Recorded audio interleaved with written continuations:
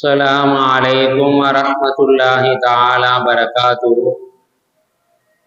الحمد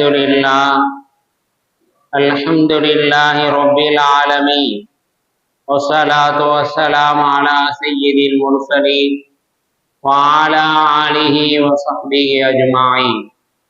أما بعد، فقد قال الله تعالى في القرآن العظيم وفي الفرقان المجيد بعد أعوذ بالله من الشيطان الرجيم بسم الله الرحمن الرحيم. ولا يغضب بعضكم بعضا أيحب أحدكم أن يأكل لحم أخيه ميتا فكرهتموه واتقوا الله إن الله تواب رحيم. قال رسول الله صلى الله عليه وسلم: إن الدنيا حلبة خضرة وإن الله مستخلفكم كيف ينظر تعملون. وقال عليه الصلاة والسلام: صدق الله العلي العظيم وصدق رسول النبي الكريم ونحن على ذلك من الشاهدين والشاكرين.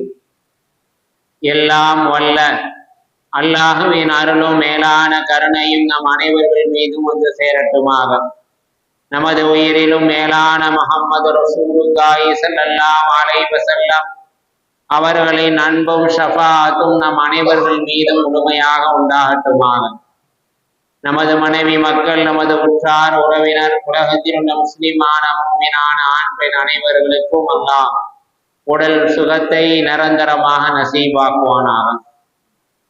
மருத்துவமனை கஷ்டங்கள், மருத்துவமனை செலவுகள், பலாய் முசீபத்துகள், கொடிய தீராத நோய் நொடிகளிலிருந்தும் அல்லாஹ் நம் அனைவர்களையும் நிரந்தரமாக பாதுகாத்து அருள் புரிவானாக.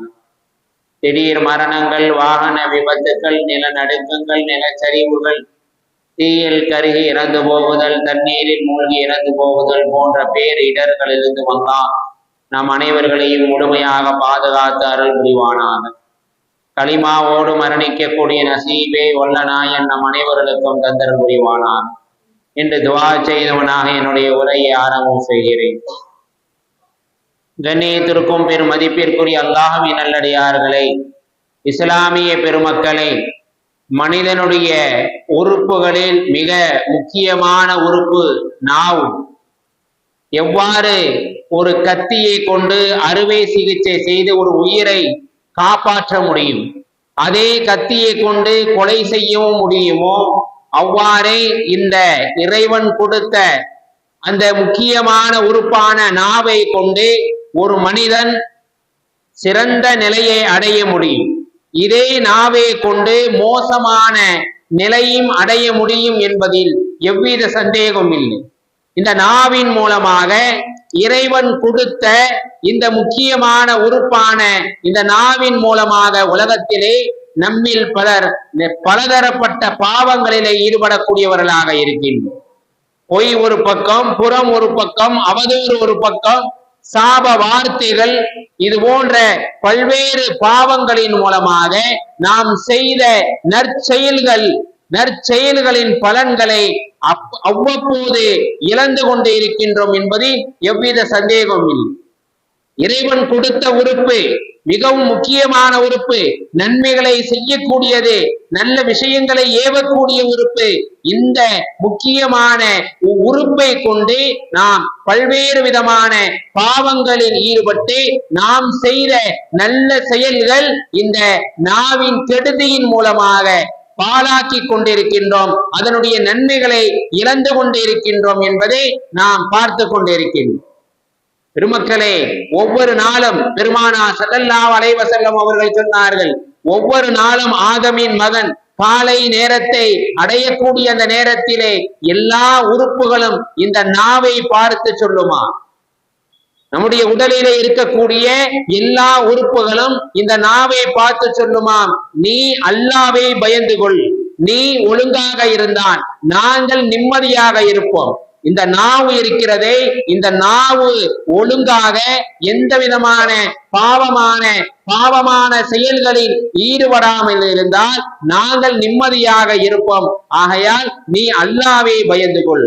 நீ ஒரு கால் சருகிவிட்டால், நீ பாவமான காரியங்களை பேசிவிட்டால், பொய் பேசிவிட்டால், புறம் பேசிவிட்டால், அவதூறு சொல்லிவிட்டால், சாப வார்த்தைகளை கொண்டு உன்னுடைய நாவை நீ பயன்படுத்தி விட்டால் அதனுடைய விளைவை சந்திக்கக்கூடிய ஒரு சூழ்நிலை இருக்கும். ஆகையால் நீ அல்லாஹ்வை பயந்து கொள், நீ ஒழுங்காக இருந்தால் நாங்கள் நிம்மதியாக இருப்போம் என்பதாக ஒவ்வொரு நாளும் ஆதமினுடைய மகனுடைய உறுப்புகள் அந்த நாவை பார்த்து சொல்லும் என்பதாக பெருமானார் ஸல்லல்லாஹு அலைஹி வஸல்லம் அவர்கள் நமக்கு சொன்னார்.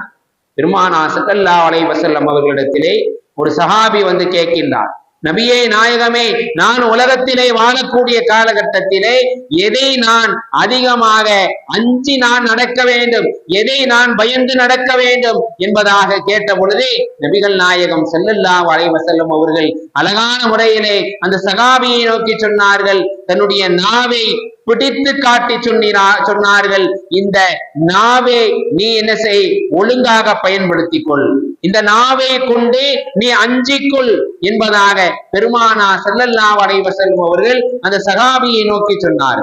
பெருமக்களே, ஒரு மனிதனுடைய உடலிலே எத்தனையோ உறுப்புகள் இருக்கிறது, கண்கள் இருக்கிறது, காது இருக்கிறது, மற்ற எல்லா விதமான உறுப்புகள் இருந்தும் பெருமானார் ஸல்லல்லாஹு அலைஹி வஸல்லம் அவர்கள் இந்த நாவை பிடித்து இதை கொண்டு நீ அஞ்சிக்கொள், இந்த நாவின் மூலமாக நிறைய விபரீதங்களை, நிறைய இழப்புகளை நீ சந்திக்கக்கூடிய சூழ்நிலை ஏற்படும் என்பதாக நாயகம் ஸல்லல்லாஹு அலைஹி வஸல்லம் அவர்கள் அந்த சஹாபியை நோக்கி சொன்னார்கள் என்றால், பெருமக்களை, இந்த நாவை நாம் எந்த அளவுக்கு பேண வேண்டும், நாவை பேணுவதன் மூலமாக எந்த அளவுக்கு நம்முடைய பட்டோலைகளில் நன்மைகள் சேகரிக்க முடியும் என்பதை நாம் சிந்திக்க கடமைப்பட்டிருக்கின்றோம்.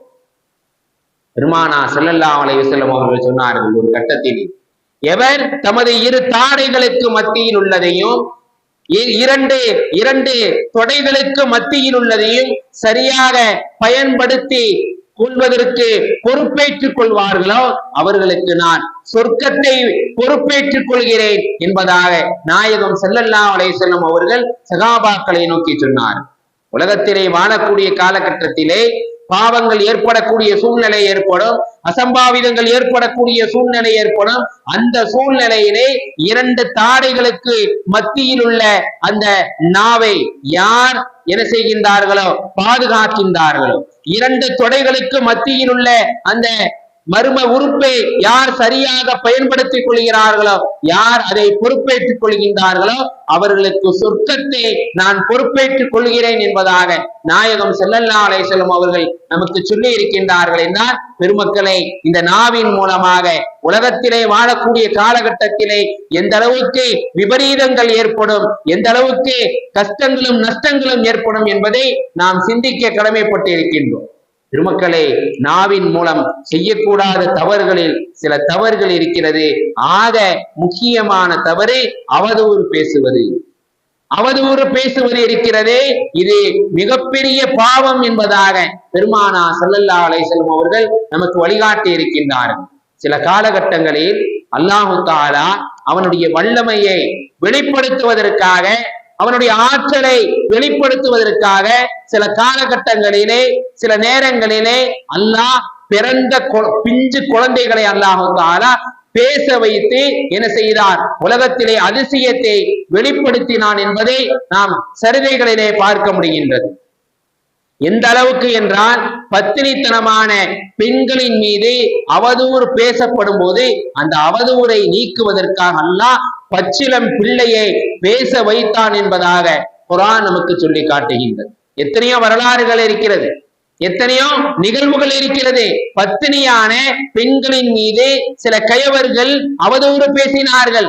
சில கயவர்கள் என்ன செய்தார்கள், மோசமான வார்த்தைகளை கொண்டு அந்த பெண்களை வசைப்பாடினார்கள். அந்த நேரத்திலே அல்லாஹ் சில பிஞ்சு குழந்தைகளை என்ன செய்தான், பேச வைத்தான் என்பதை நாம் காண முடிகின்றது.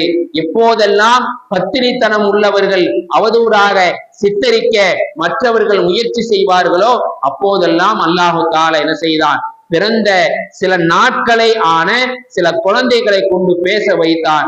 அவர்களின் பத்தினித்தனத்தை அந்த நேரத்திலே பாதுகாத்தான் என்பதை பெருமானார் ஸல்லல்லாஹு அலைஹி வஸல்லம் அவர்கள் நமக்கு சொல்லி காட்டுவார். வரலாறிலே காண முடிகின்றது.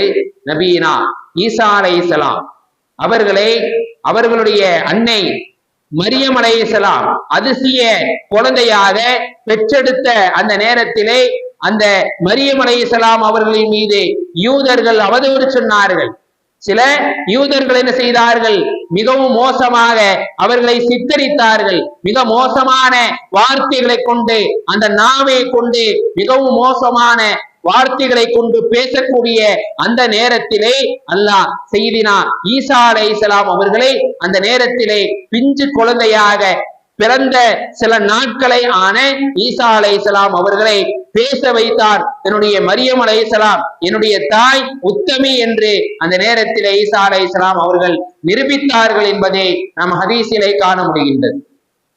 அவ்வாறே ஜுரைஸ் என்ற வாலிபர் மீது அநியாயமாக ஒரு பெண் பழி சுமத்தினாள். எந்த அளவுக்கு என்றால், யாருக்கோ பிறந்த குழந்தையை கொண்டு வந்து இந்த ஜுரைஜுக்கும் எனக்கும் பிறந்ததாக என்ன செய்தால் அந்த நேரத்திலே அந்த பெண்மணி நாடகமாடினார். இந்த குழந்தை இருக்கிறது, இப்பொழுது என்னுடைய கரத்திலே இருக்கக்கூடிய இந்த குழந்தைக்கு தகப்பன் யார் என்றால் இந்த ஜுரைஜின் மூலமாக எண்ணின் மூலமாக பிறந்த குழந்தை இந்த குழந்தை என்பதாக அவதூறு பேசினார். அந்த நாவை கொண்டு மோசமான வார்த்தைகளை பேசக்கூடிய அந்த நேரத்திலே அல்லாஹு தஆலா தன்னுடைய வல்லமையை வெளிப்படுத்தினார். அந்த குழந்தையை பேச வைத்தார். அவர் உத்தமர் என்று அந்த குழந்தை அந்த நேரத்திலே நிரூபித்தது. கண்ணியத்திற்குரிய அல்லாஹ்வின் நல்லடியார்களே, இஸ்லாமிய பெருமக்களே, எப்படி ஆரம்பத்திலே ஒரு ஆயுதத்தை கொண்டு, ஒரு கத்தியை கொண்டு ஒரு மனிதனுக்கு அறுவை சிகிச்சை செய்வதற்கு அந்த ஆயுதம் உதவுமோ, அதே ஆயுதத்தை கொண்டு ஒரு மனிதனை கொலை செய்ய முடியுமோ, அதே போன்றுதான் இந்த நாவை கொண்டு இறைவன் கொடுத்த மிக முக்கியமான உறுப்பான இந்த நாவை கொண்டு ஒரு மனிதன் சிறந்த நிலையை அடைய முடியும்.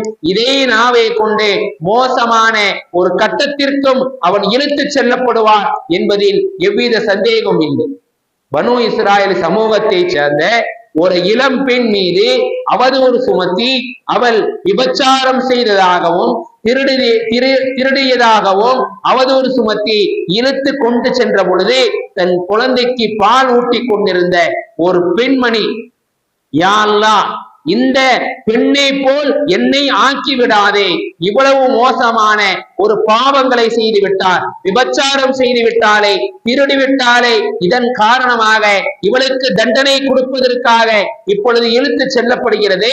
இந்த பெண்மணியை போல என்னுடைய நிலையை ஆக்கி விடாதே, இந்த பெண்ணை போல என்னை ஆக்கி விடாதே என்பதாக ஒரு பெண்மணி தன்னுடைய குழந்தைக்கு பால் ஊட்டி கொண்டிருக்கக்கூடிய அந்த தருணத்திலே சொன்ன பொழுது பால் குடித்து கொண்டிருந்த அந்த குழந்தையை அல்லாஹு தஆலா அந்த நேரத்திலே பேச வைத்தான். அந்த குழந்தை அந்த நேரத்திலே துவா செய்தது எப்படி அந்த தாய் துவா செய்தாலோ, யா அல்லாஹ், இந்த பெண்ணை போல என்னை ஆக்கி விடாது என்பதாக. ஆனால் அந்த குழந்தை, பிஞ்சு குழந்தை அல்லாஹ்விடத்திலே கேட்டது, யா அல்லாஹ், இந்த பெண்ணை போல் என்னை ஆக்கிவிடு. உடனே தாய் ஆச்சரியமடைந்தார். பிறந்த சில நாட்களிலேயே இந்த குழந்தையை பேசிவிட்டது என்பதாக ஆச்சரியமடைந்து அந்த குழந்தையை பார்த்து சொன்னார், எனக்கு எதிராக எப்படி நீ துவா செய்ய போச்சு என்பதாக கேட்ட பொழுது அந்த பிஞ்சு குழந்தை அந்த நேரத்திலே தாயை பார்த்து சொன்னார், இப்பொழுது அவதூறு சுமத்தப்பட்டு ஒரு அப்பாவியான ஒரு பெண்ணை இழுத்து செல்லப்படுகிறது, அவதூறு செலுத்தப்பட்டு இந்த பெண்மணியை இழுத்து செல்லப்படுகிறது. ஆகையால் இவள் உத்தமி, இவள் நல்ல பெண், ஆகையால் இவள் நல்ல பெண், பத்தினியான பெண் என்று சொல்வதற்காகவே அல்லாஹ் இந்த நேரத்திலே என்ன பேச வைத்தார். ஆகையால் இது போல ஒரு துவாவை நான் அந்த நேரத்திலே செய்துவிட்டேன் என்பதாக அந்த குழந்தை தன்னுடைய தாயை பார்த்து சொன்னார். பெருமக்களே, இந்த மோசமான அந்த வார்த்தைகளை கொண்டு பேசியதின் காரணமாக ஒரு அவதூறு சுமத்தப்பட்டு ஒரு பத்தினியான பெண்ணை இழுத்து செல்லக்கூடிய அந்த தருணத்திலே அல்லாஹு தஆலா சில நேரங்களிலே, சில காலகட்டங்களிலே தன்னுடைய வல்லமையை வெளிப்படுத்தும் முகமாக, தன்னுடைய ஆற்றலை வெளியே கொண்டு வருவதன் மூலமாக பிஞ்சு குழந்தைகளை பேச வைத்து இவள் பத்தினி, இவள் நல்ல பெண் என்பதாக அல்லாஹு தஆலா சில காலகட்டங்களிலே நிரூபித்து காட்டினான் என்பதை குர்ஆனும் ஹதீஸும் நமக்கு தெள்ளத் தெளிவாக இருக்கின்றது. திருமக்களே, யூசுப் அலைஹிஸ்ஸலாம் அவர்கள் மீது அவதூறு சுமத்தப்பட்ட பொழுது தொட்டில் உள்ள குழந்தை பேசியதாக குர்ஆன் சொல்லி காட்டுகின்றது. ஆயிஷா ரலியல்லாஹு தஆலா, நாம் எல்லாம் இந்த நிகழ்வு கேள்விப்பட்டு இருப்போம். அவர்கள் மீது அவதூறு சுமத்தப்பட்டது. அல்லாஹ் கண்டித்து ஆயத்தை 10 வசனங்களை இறக்கி வைத்தான். ஆயிஷா நாயகி அவர்கள் எப்பேற்பட்டவர்கள், எவ்வளவு பெரிய உத்தமி! ஒருவர் மீது இல்லாத அபாண்டத்தை சுமத்துவது அது உலகத்திலேயே மிகப்பெரிய ஒரு பாவம், மிகப்பெரிய தண்டனையை பெற்றுத்தரும். அவர்கள் உத்தமி, பத்தினி என்பதாக அல்லாஹ் 10 வசனங்களை இறக்கி வைத்தான் என்பதை குர்ஆன் சொல்லி காட்டுகின்றது. கண்ணியத்திற்குரிய அல்லாஹ்வின் நல்லடியார்களே, இஸ்லாமிய பெருமக்களே, இப்படி எத்தனையோ சஹாபாக்களுடைய காலகட்டங்களிலே நடந்த இந்த நிகழ்வுகள் நமக்கு மிகப்பெரிய சான்றாக இருக்கிறது. கூஃபாவிலே அதிகாரியாக இருந்த சாத் இப்னு அபி வக்காஸ் ரலியல்லாஹு தஆலா அவர்கள் மீது கூஃபா வாசிகள் சிலர் உமர் ரலியல்லாஹு தஆலா அவர்கள் மீது புகார் செலுத்தினார்கள். ஒரு மனிதனை மிக அவதூறு சொல்வது, அவன் மீது பழி சுமத்துவது எந்த அளவுக்கு அவனுடைய வாழ்க்கையை நாசப்படுத்தும், எந்த அளவுக்கு அவனுக்கு இழப்புகள் ஏற்படும் என்பதற்கு மிகப்பெரிய சான்றாக சகாபாக்களுடைய காலகட்டத்திலே நடந்த நிகழ்வுகள் நமக்கு உதாரணங்களாக இருக்கின்றன. உமர் ரலியல்லாஹு தஆலா அவர்கள் மீது புகார் செலுத்தினார்கள். எப்படி? சாத் அவர்கள் இருக்கின்றார்களே, அவர்கள் முறையாக தொழுகை நடத்துவதில்லை. அவர்கள் ஒரு பள்ளிக்கு இமாமாக, ஒரு ஊருக்கு தலைவராக சாத் ரலியல்லாஹு தஆலா அவர்களை நியமிக்கப்பட்டிருந்தது.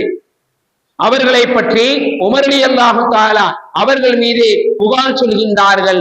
சாத் ரலியல்லாஹு தஆலா அவர்கள் முறையாக என்ன செய்வதில்லை, தொழுகை நடத்துவதில்லை. இன்னும் உமர் ரலியல்லாஹு தஆலா அவர்களிடம் சொல்லப்பட்டது, அவரை நீங்கள் நீக்கி விடுங்கள், அந்த பதவியில் இருந்து, இமாமத்துடைய பணியிலிருந்து நீக்கி விடுங்கள். அம்மார் ரலியல்லாஹு தஆலா அவர்களை இமாமாக ஆக்கிவிடுங்கள். சாத் ரலியல்லாஹு தஆலா அவர்களை மதீனாவுக்கு வரவழைத்து அபூ இஸ்ஹாக் அவர்கள், நீங்கள் முறையாக தொழுகை நடத்துவதில்லை என்று கூஃபா வாசிகள் உங்கள் மீது புகார் செலுத்தியிருக்கின்றார்களே, அதற்கு என்ன விளக்கம் நீங்கள் சொல்லுகின்றீர்கள் என்பதாக சாத் ரலியல்லாஹு தஆலா அவர்களிடம் கேட்கப்பட்டது.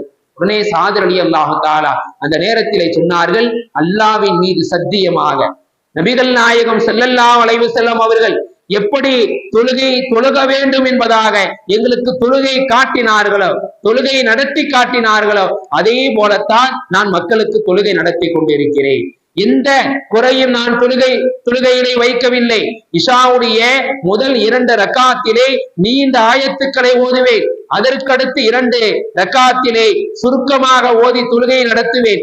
ஆக நபியினுடைய தொழுகையை போலத்தான் என்னுடைய தொழுகை இருந்தது என்பதாக அந்த நேரத்திலே சாத் ரலியல்லாஹு தஆலா அவர்கள் சொன்ன பொழுது உமர் ரலியல்லாஹு தஆலா சொன்னார்கள், சரி, உங்களுடைய கருத்து சரிதான், நீங்கள் சொல்லிவிட்டீர்கள்.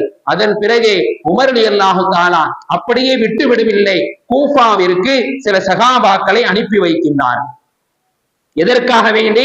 சாத் ரலியல்லாஹு தஆலா அவர்களை பற்றி புகார் வந்துவிட்டது, அவர்களை பற்றி தவறான ஒரு நடத்தைகள் வந்துவிட்டது, அவர்கள் எப்பேற்பட்டவர்கள், எப்படி நடத்தை உடையவர்கள் என்பதை விசாரிப்பதற்காக பெருமானார் ஸல்லல்லாஹு அலைஹி வஸல்லம் அவர்கள் சில சகாபாக்களை அனுப்பி வைக்கின்றார். சென்ற சகாபாக்கள் ஒரு பள்ளிவாசல் கூட விடாமல் அவரை பற்றி விசாரிக்கின்றார்கள். அனைவரும் சொன்னார்கள், சாத் ரலியல்லாஹு தஆலா நல்ல விதமாக உள்ளவர்கள்.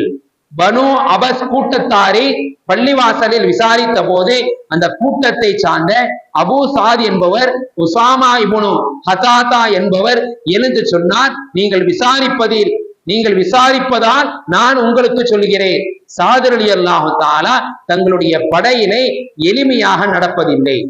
ஒரு மனிதர் எழுந்து சாத் ரலியல்லாஹு தஆலா அவர்களை பற்றி சொல்கின்றார்கள்.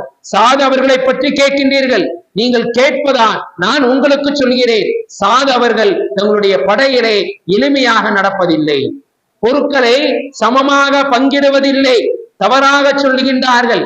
இன்னும் சொன்னார்கள், தீர்ப்பு வழங்குவதில் நீதியாக நடப்பதில்லை என்ற புகாரை அந்த நேரத்திலே சாது ரலியல்லாஹு தஆலா அவர்களை பற்றி சொன்ன பொழுது இதை கேட்ட சாது ரலியல்லாஹு தஆலா சொன்னார்கள், அல்லாஹ்வின் மீது ஆணையாக உமக்கு எதிராக நான் 3 விதமான துஆக்களை செய்ய போகிறேன். என்னை பற்றி தவறாக உன்னுடைய நாவை கொண்டு நீ சித்தரித்து விட்டாய் அல்லவா, உனக்கு எதிராக நான் 3 விதமான துஆக்களை செய்கிறேன். யா அல்லாஹ், இறைவா, இந்த அடியார் என் மீது புகார் சொல்லிவிட்டார். அவரின் புகாரில் பொய்யராகவும் புகழ் விரும்பி கூறுபவராகவும் இருந்தால் அவரின் ஆயுளை நீ அதிகப்படுத்துவாயாக. இன்னும் அவரின் வறுமையை நீ அதிகப்படுத்துவாயாக. அவருக்கு பல்வேறு விதமான சோதனைகளுக்கு நீ ஆளாக்குவாயாக. இவர் என்னை பற்றி சொல்லிவிட்டார்.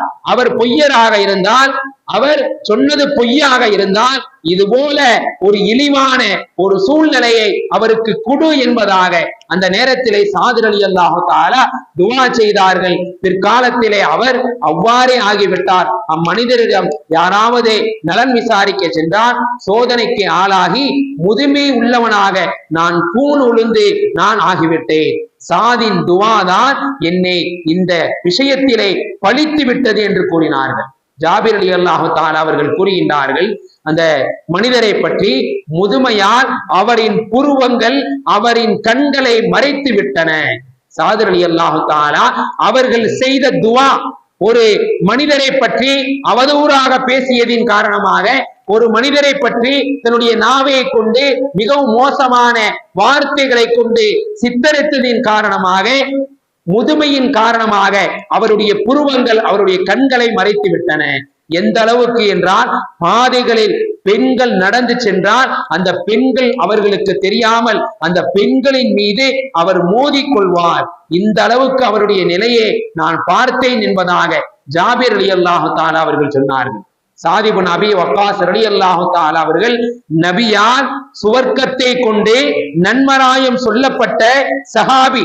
அப்படிப்பட்ட சாத் ரலியல்லாஹு தஆலா அவர்கள் மீது அபாண்டமாக பொய் உரைத்ததின் விளைவாக தனக்குத்தானே சோதனையை தேடிக்கொண்ட உசாமா இப்னு ஹதாதா என்பவருடைய நிலைமையை பார்த்து உத்தம சகாபாக்கள் என்ன செய்தார்கள்? சாதாரணமாக உத்தம சகாபாக்களை சாதாரணமாக பேசக்கூடியவர்கள், பொய் உரைக்கக்கூடியவர்கள் தங்களை திருத்திக் கொள்ள வேண்டும். பெருமக்களே, எந்த அளவுக்கு அல்லாஹ் அந்த முக்கியமான உறுப்பு நாவு, இந்த நாவை கொண்டு ஒரு மனிதன் இழிவான நிலையை அடைய முடியும், இன்னும் உயர்வான நிலையும் அடைய முடியும். அந்த நாவை கொண்டு அவதூறு பேசியதின் காரணமாக, மிகவும் தவறாக சித்தரித்ததின் காரணமாக சகாபாக்களுடைய நிலையே எந்த அளவுக்கு மோசமாக இருந்திருக்கின்றது என்பதை இந்த நேரத்திலே சிந்திக்க கடமைப்பட்டிருக்கின்றோம். எந்த தனி மனிதனின் மீதும் அபாண்டமாக புகார்களை கூறுவதில் இருந்தும் நாம் விலகிக் கொள்ள முன்வர வேண்டும். அப்பேற்பட்ட வாழ்க்கையைத்தான் இஸ்லாம் நமக்கு சொல்லி தந்திருக்கின்றது. நாவின் தீமைகளில் அடுத்து இரட்டை நாவு என்பதாக பெருமானார் ஸல்லல்லாஹு அலைஹி வஸல்லம் அவர்கள் சொன்னார்கள். இரட்டை நாவு, இரட்டை நாவு என்றால் ஆளுக்கு தகுந்ததை போல் நடிப்பது. இது இஸ்லாத்தில் அறவே கூடாது. இங்கே ஒரு பேச்சு, அங்கே ஒரு பேச்சு, ஆக இரட்டை நாவு என்பது கூடாது. இவர்கள் நாளை மறுமை நாளிலே மிக கெட்டவர்கள், இரட்டை நாவு உடையவர்கள் என்பதாக பெருமானார் ஸல்லல்லாஹு அலைஹி வஸல்லம் அவர்கள் சொன்னார்கள். இவர்களுக்கு எப்பேற்பட்ட தண்டனை? இவர்களுக்கு நெருப்பாலான நாவு தரப்பட்டு தண்டிக்கப்படும். ஒருவரை முன்னால் வைத்துக் கொண்டு அவரிடம் நற்பெயர் பெற வேண்டும் என்பதற்காக முகத்துக்கு முன்னால் புகழ்வரை கண்டால் அவர்களுடைய முகத்திலே மண்ணை வாரி கொட்டுங்கள் என்பதாக பெருமானார் ஸல்லல்லாஹு அலைஹி வஸல்லம் அவர்கள் நமக்கு சொல்லி காட்டினார்கள். கண்ணியத்திற்குரிய அல்லாஹ்வின் நல்லடியார்களே, இஸ்லாமிய பெருமக்களை, புலைல் இப்னு இயாத் ரஹ்மத்துல்லாஹி அவர்கள் சொன்னார்கள், என்னுடைய மோசமான ஒரு நிலையை ஒரு மனிதனுக்கு அல்லாஹ் தஆலா கொடுத்திருக்கின்றான் என்றால் எதன் காரணமாக கொடுத்திருப்பான், ஏன் கொடுத்திருப்பான் என்றால் அவனுடைய வாழ்க்கையில் அவன் கோல் சொல்லி இருப்பான், பொறாமை குணத்தோடு இருந்திருப்பான், மது அருந்திருப்பான். இது போல தன்னுடைய நாவை கொண்டு எத்தனை தவறான காரியங்கள் செய்ய வேண்டுமோ அத்தனை தவறான காரியங்களை செய்ததின் காரணமாக அல்லாஹ் அவனுடைய வாழ்க்கையை மிகவும் மோசமான ஒரு நிலைக்கு வைத்திருப்பான் என்பதாக உலைல் இப்னு இயாத் ரஹ்மத்துல்லாஹி அவர்கள் சொல்லி காட்டுவார்கள். கண்ணியத்துக்கும் பெருமதிப்பிற்குரிய அல்லாஹ்வின் நல்லடியார்களே, இஸ்லாமிய பெருமக்களை, உலகத்திலே வாழக்கூடிய காலகட்டத்திலே நம்முடைய உறுப்புகளை கொண்டு நன்மைகளை சேகரிக்கக்கூடியவர்களாக, நன்மைகளுக்கு சொந்தக்காரர்களாக நம்முடைய உறுப்புகளை ஆக்க வேண்டும். நாவின் மூலமாக ஏற்படக்கூடிய விபரீதங்களை விட்டும் அல்லாஹ்விடத்திலே முழுமையாக பாதுகாப்பு தேட வேண்டும். அப்பேற்பட்ட வாழ்க்கையை வல்ல நாயன் நம் அனைவர்களுக்கும் தந்தல் புரிவானாக. வாஹிதவானா அல்ஹம்துலில்லாஹி ரப்பில் ஆலமீன். அஸ்ஸலாமு அலைக்கும் வரஹ்மத்துல்லாஹி தஆலா.